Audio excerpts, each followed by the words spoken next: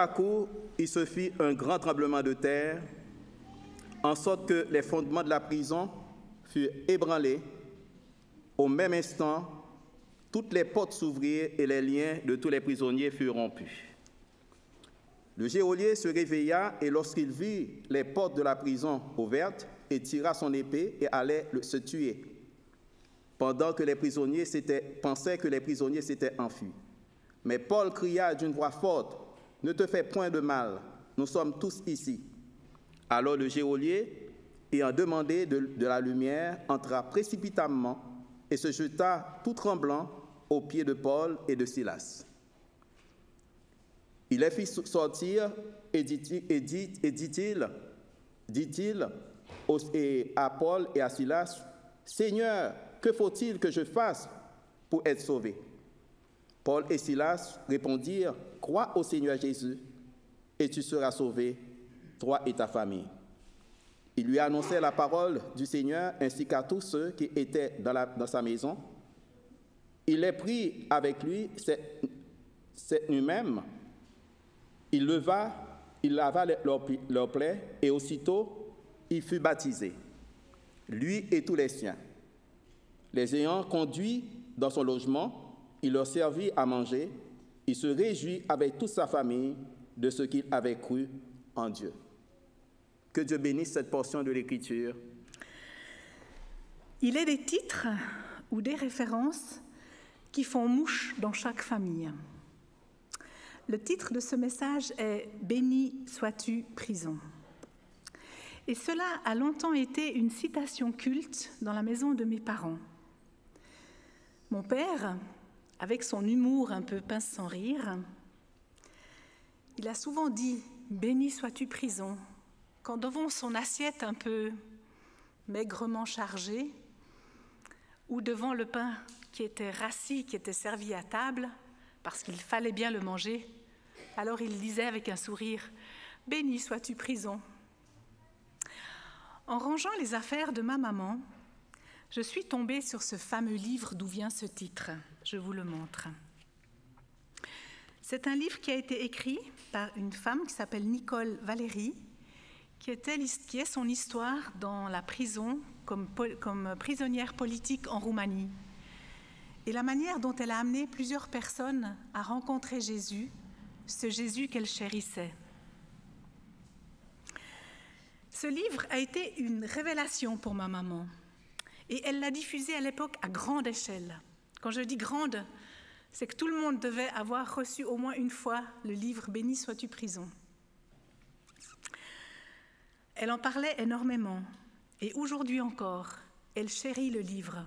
Elle le prend dans ses mains et chaque fois qu'elle l'a dans ses mains, elle me propose de le lire. Ce que j'ai fait. Et du coup, j'ai rapproché une histoire familiale en lien avec la prison. Et j'ai choisi de vous partager cette expérience et surtout de vous témoigner que nous pouvons être et recevoir une bénédiction, quelles que soient les circonstances. Certains d'entre vous se rappellent, parce que j'en ai déjà parlé dans quelques histoires pour les enfants, que notre fille Claire a vécu à peu près une année en Afrique et que les expériences qu'elle y a vécues l'ont profondément marquée, tout comme elles m'ont marquée moi. Au Mali, dans sa capitale de Bamako, notre Claire a fait la connaissance d'une Suissesse, mais d'origine malienne. Et elle avait été étonnée du niveau de préparation de cette jeune femme quand elle est venue voyager. Il faut dire que cette amie s'était carrément annoncée au DFAE, qui sont l'abréviation du département fédéral des affaires étrangères suisse. Ça veut dire que pour partir en vacances, elle a dit « voilà, je pars à tel endroit, de telle date à telle date », juste pour info, bien que le pays n'était pas en proie à des difficultés politiques. Claire, elle a été impressionnée. Elle l'a appelée la prévoyante. L'histoire de Claire commence à la toute fin de son séjour africain. C'était à peine une semaine avant son départ définitif. C'est un carrefour dense, à plusieurs voies, sans feu, où on roule à l'africaine, qu'une conductrice, genre matrone, lui fait une queue de poisson avec son gros 4x4. Claire, sur sa moto, ne freine pas assez fort et lui fait une touchette sur son pare-choc. La touchette, selon Claire, est sans conséquence. Mais la conductrice n'est pas de cet avis. Avec des grands cris et des grands gestes, elle sort de sa voiture et vocifère contre ces étrangers blancs qui ne savent pas conduire. Donc elle veut l'obliger à descendre de sa moto. Et elle joint la parole au geste. Elle l'attrape par le bras et veut la forcer à descendre. Mais dans un geste réflexe, Claire, elle se débat et elle envoie son avant-bras dans le visage de cette dame. Gloups, c'est un scandale. C'est un scandale d'autant plus sonore qu'un attroupement se forme, la police s'emmène et les voilà toutes deux embarquées au commissariat. Je vous passe les détails des explications puisqu'en partie elles ne sont pas comprises par Claire, puisque la conductrice, même qu'elle parle français, utilise son dialecte bambara pour expliquer aux policiers ce qu'il en est.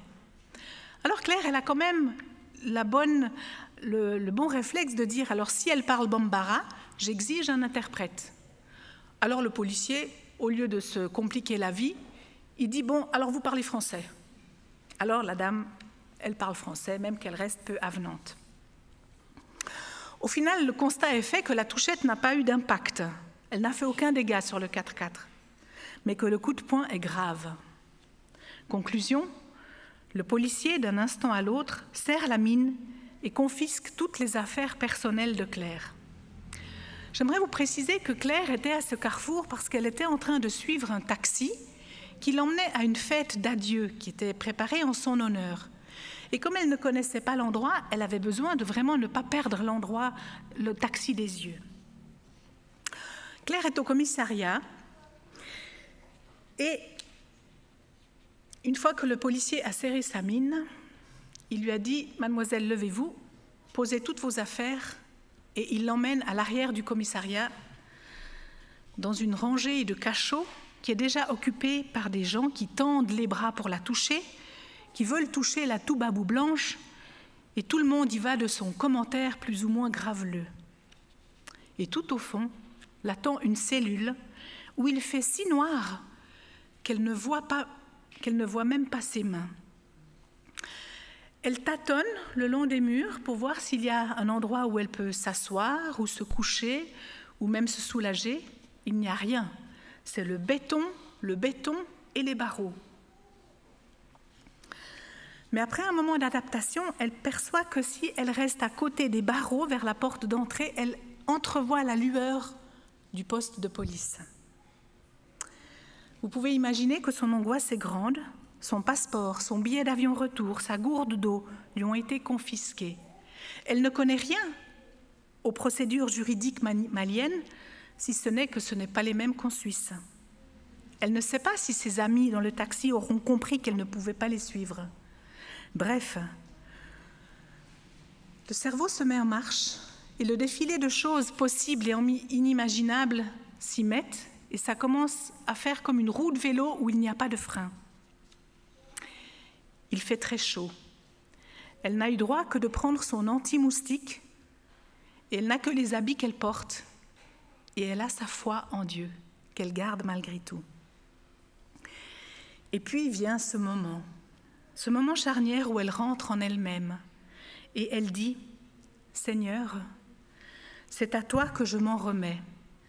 Tu es mon Dieu et je sais que tu règnes dans ma vie et dans mon cœur. » Elle prend ses tongs, les installe comme un oreiller sur le sol sale et apaisée, réellement apaisée, s'endort. Son sommeil est interrompu par la torche du policier qui vient montrer la nouvelle captive à ses collègues. Elle les entend de loin expliquer « Il y a une blanche ici ». Ils veulent vérifier parce que c'est une première. Claire ne sait pas s'ils vont se contenter de regarder. Elle se dit, si je crie, si j'appelle, personne ne m'entend. Mais elle décide de faire semblant de dormir. Et puis vient un autre bruit. Un bruit où elle perçoit que le policier se met comme au garde-à-vous, relève la tête, tire la chaise, se redresse. Et elle entend le bruit d'un accent suisse. Elle les entend qui avancent dans ce sinistre couloir. Et là, le policier dit « Mademoiselle, levez-vous, prenez vos affaires, partez ». Pour moi, cette personne, c'était un ange. C'était l'ambassadeur de Suisse pour le Mali et la région en personne. À 4 heures du matin, il s'est déplacé et a argumenté aux policiers qu'une équivalence de traitement entre sa ressortissante et la conductrice devait être appliquée, sans quoi il n'y avait pas de raison que Claire soit enfermée. Et il a ajouté que ce lieu et ce genre de prison n'étaient pas conformes aux lois et dignes pour une Suissesse. Quand Claire sort du commissariat, elle voit émue que son groupe d'amis est là, à l'attendre, pour la réconforter. Que son amie, la prévoyante, avait alerté le département fédéral des affaires étrangères qui a actionné son plan d'aide en faveur de l'une de ses ressortissantes. Tous ces gens ont été inspirés par le Saint-Esprit. C'est lui qui met dans le cœur et dans notre âme de faire ce qui est juste et ce qui est bien. Le jugement a été prononcé le lendemain. La voiture n'avait rien. Par contre, le nez de la dame était cassé. Et la réparation n'a pas été que financière. Elle a obligé Claire à accompagner cette dame dans un centre de soins et elles sont reparties en se serrant la main. Et c'est aussi cela l'œuvre du Saint-Esprit. Il n'y a pas un vainqueur qui écrase le vaincu. Il y a du respect pour chacun. Cette histoire m'a profondément marquée. Elle a ancré ma vie de foi personnelle avec mon Dieu. Notre enfant a été protégé, entouré par grâce. Une bénédiction élargie a eu lieu. L'amie prévoyante n'était pas là par hasard. Faire déplacer un ambassadeur en pleine nuit n'est pas le fruit du hasard. Avoir des amis qui veillent n'est pas le fruit du hasard. Dieu travaille toujours en même temps aux deux extrémités d'une chaîne d'événements. Mais le plus important, c'est l'expérience vécue personnellement avec notre Dieu. Lui qui procure une paix intérieure inégalable. Et c'est cette paix vécue en prison qui m'a dirigée vers l'histoire de Paul et Silas en prison, manifestement en paix, relatée dans le livre des Actes. Pour rappeler le contexte, nous retrouvons Paul, Silas, avec Timothée, rejoint ensuite par Luc, partis pour un deuxième voyage. Paul, appelé en songe par l'Esprit, appelé en songe en Europe pour la première fois, entend et voit un Macédonien le supplier. « Passe en Macédoine, secours-nous » relaté dans Acte 1 au verset 9. Arrivé en Macédoine, plus précisément dans la ville de Philippe, Paul et ses compagnons ne trouvent pas l'homme de la vision et personne ne semble les attendre. Mais les apôtres, fidèles à leur fonctionnement, vont témoigner dans un groupe qui se réunit en pleine nature. Et c'est ainsi, par le témoignage, que l'Évangile pénètre avec une grande simplicité et d'une manière inattendue. Oui, inattendue parce que c'est Lydie, une femme qui n'est même pas de cette région, qui va ouvrir son cœur à Jésus, l'accepter, elle et sa famille, et va même aller plus loin en les invitant avec insistance chez elle. Acte 16, verset 15 dit « Si vous me jugez fidèle au Seigneur, entrez dans ma maison et demeurez-y. » Et elle a fortement insisté pour que nous acceptions. Et là aussi, clin d'œil de Dieu, qui montre comment Paul, pharisien, fils de pharisien, peut sans problème parler à une femme de caractère, riche, chef de famille. Il peut l'enseigner, il peut même la suivre et même y demeurer. La conversion produit des changements inattendus. Lydie parle au sens propre en invitant les disciples à entrer dans son lieu de vie, mais aussi au sens spirituel. Ce qu'elle a découvert par la bonne nouvelle de l'Évangile, elle ne veut pas le laisser partir, mais en prendre la pleine mesure, la savourer par la présence des apôtres chez elle. L'insistance de Lydie pourrait passer pour inconvenant. Et pour ne pas la compromettre, Paul et ses 3 compagnons refusent dans un premier temps. Mais cette femme de caractère a de bonnes raisons pour insister. Elle sait qu'elle est fidèle au Seigneur. Contraints d'abord par Dieu de passer en Macédoine, voilà Paul et ses amis contraints de passer chez Lydie. Dieu a son plan, car c'est là, chez Lydie, que Paul et Silas trouveront le réconfort nécessaire avant de quitter Philippe à la suite de sévères persécutions. J'ai trouvé intéressant que l'Éternel et que les saints, j'ai trouvé intéressant comment l'Esprit fait entrer, mais aussi sortir, lorsque des démons ont pris possession sans crainte des conséquences. Acte 16 est construit en 3 temps. Il y a le temps où le songe parle. Là, il arrive en Macédoine. Le premier temps, c'est Lydie. Arrive le deuxième temps. Les voilà harcelés publiquement par une servante qui va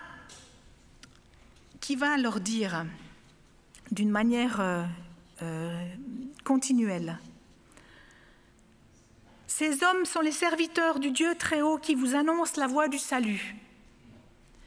Est-ce que c'était quelque chose de faux? On peut dire que non. Mais qui est celui qui parle comme ça? Parce qu'on voit que cette servante, elle était aussi possédée d'un esprit de python. Et elle était doublement liée. Elle était esclave, elle appartenait à ses maîtres, et elle était devineresse, elle était habitée par un mauvais esprit.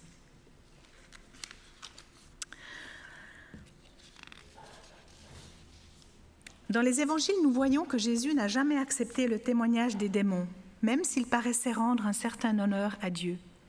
Jésus était venu pour détruire les œuvres du diable. 1 Jean 3, verset 8 dit « Le Fils de Dieu apparut afin de détruire les œuvres du diable ». Et comme son maître, Paul ne peut pas accepter ce témoignage venant d'une puissance démoniaque. Paul est affligé pour cette possédée qui ne cesse de crier par derrière, mais aussi pour le tort que Satan cherche à causer à l'œuvre du Seigneur, afin que la population de Philippe sache que les serviteurs de Dieu n'ont rien de commun avec le monde des esprits des ténèbres. Paul ordonne aux démons de sortir de cette femme au nom de Jésus-Christ. Et la délivrance est immédiate. Telle est la puissance du nom de Jésus-Christ. Mais qu'est-ce qu'est la conséquence de cette délivrance? Parce que si la servante est libérée d'un démon, Paul et Silas sont emprisonnés. Mais Dieu va tirer gloire de ce contraste apparent. Oui, les maîtres de cette servante deviennent furieux quand sur la seule parole de Paul « Je t'ordonne au nom de Jésus-Christ de sortir d'elle », leur servante ne pourra plus les enrichir. Paul et Silas sont malmenés et traînés sur la place publique par ses maîtres avides. Et là, c'est le crescendo. Tout le monde y va de son refrain. L'arrogance d'être romain prévaut et écrase toute autre coutume que la leur. Et pour bien montrer une supériorité de pouvoir et de muscles, les apôtres se feront arracher leurs vêtements, battre de verges et jeter en prison. Leur coupe n'est pas encore pleine. Il faut qu'ils soient entravés et mis dans une prison intérieure, comme s'il y avait plusieurs niveaux de sécurité et de surveillance. Mais même si la condition des apôtres est extrêmement difficile et injuste, les bénéficiaires que Dieu veut atteindre sont bien les autres prisonniers et le geôlier et sa famille. Et c'est sur lui que le Seigneur veut mettre le focus.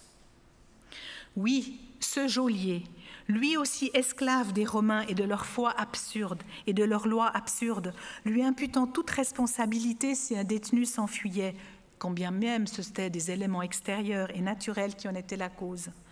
Lui aussi, le Seigneur l'attire à lui et lui offre le salut par grâce, par amour.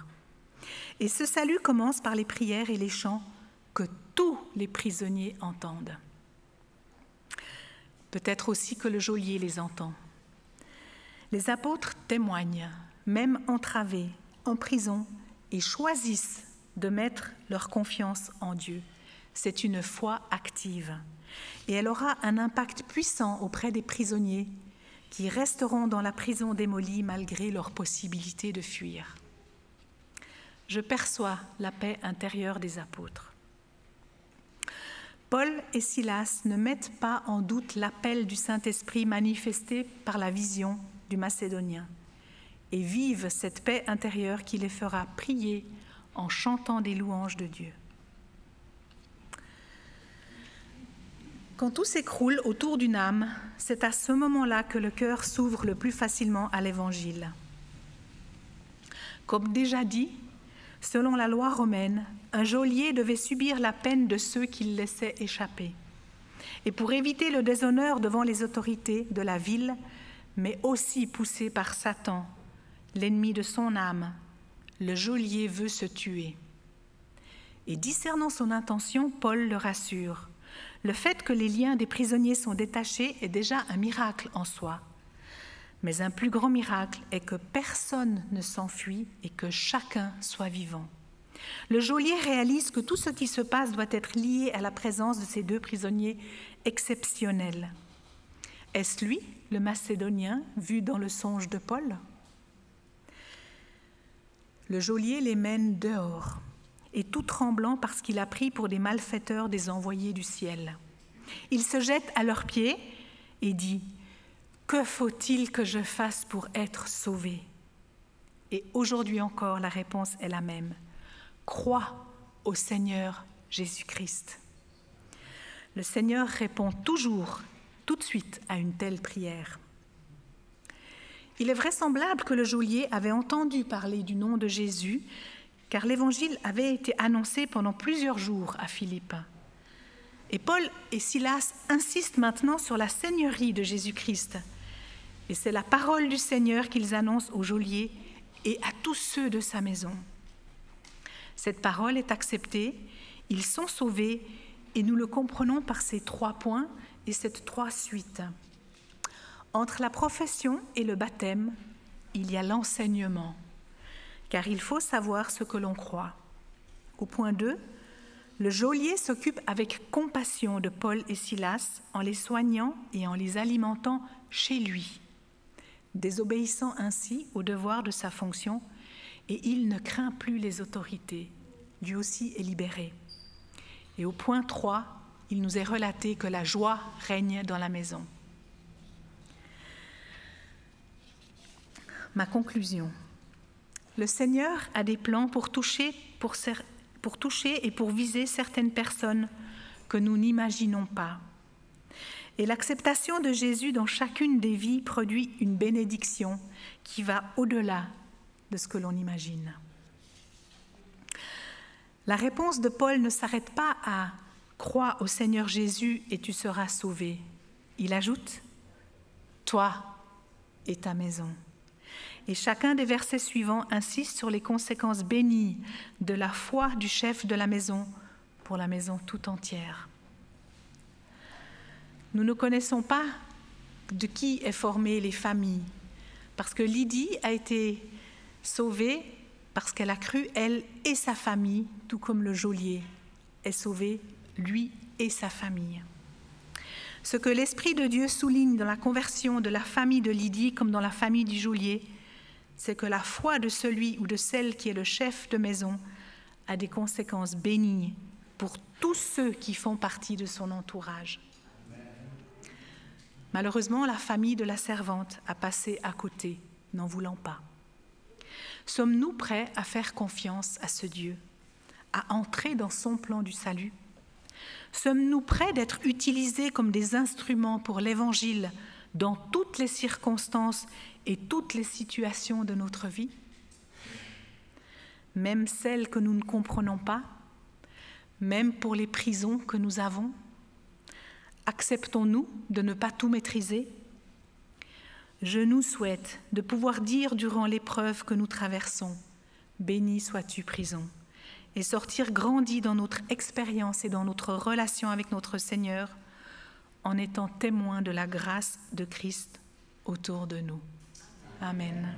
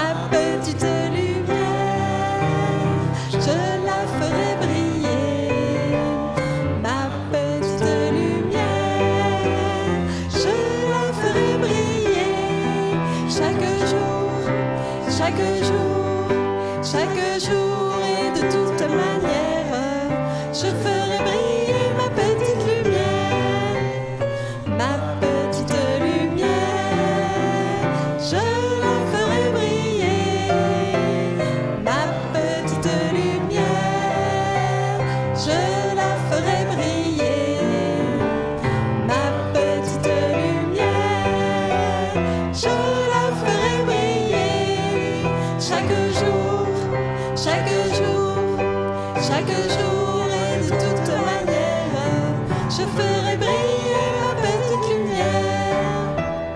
Dimanche, j'ai son amour immense. Lundi, il me donne sa puissance. Mardi, il me remplit de sa paix. Mercredi, il m'enseigne à prier. Jeudi, je grandis dans la foi. Vendredi, il me remplit de sa joie. Samedi, l'Esprit de Dieu me libère pour faire briller ma lumière, ma petite lumière, je la ferai briller, ma petite lumière, je la ferai briller, ma petite lumière, je la ferai briller, chaque jour, chaque jour, chaque jour et de toute manière, je ferai briller ma petite lumière. Amen. Je nous invite à la prière qui sera suivie de la bénédiction. Père éternel, Père du ciel, le récit des événements qui se passèrent à Philippe illustre combien l'Évangile atteint toutes les classes de la société. Une commerçante, une servante, un geôlier.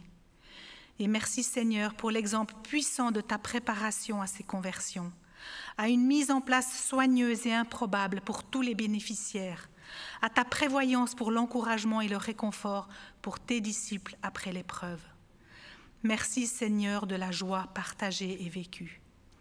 Donne-nous de nous mettre à ton service, que nous soyons cette petite lumière tous les jours de notre vie, et qu'aucune prison physique ou psychique ne nous effraie, sachant que tout concourt au bien de ceux qui t'aiment, que tu bénis quel que soit le lieu, que tu bénis au-delà de la personne touchée. Merci du Dieu d'amour et de justice que tu es, que ton nom soit glorifié en Jésus-Christ. Amen.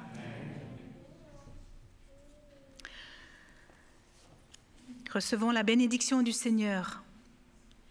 L'Éternel est celui qui te garde. L'Éternel est ton ombre protectrice, il se tient à ta droite. Pendant le jour, le soleil ne te fera pas de mal, ni la lune pendant la nuit. Et l'Éternel te gardera de tout mal, il gardera ta vie. L'Éternel gardera ton départ et ton arrivée, dès maintenant et pour toujours. Allons en paix. Amen.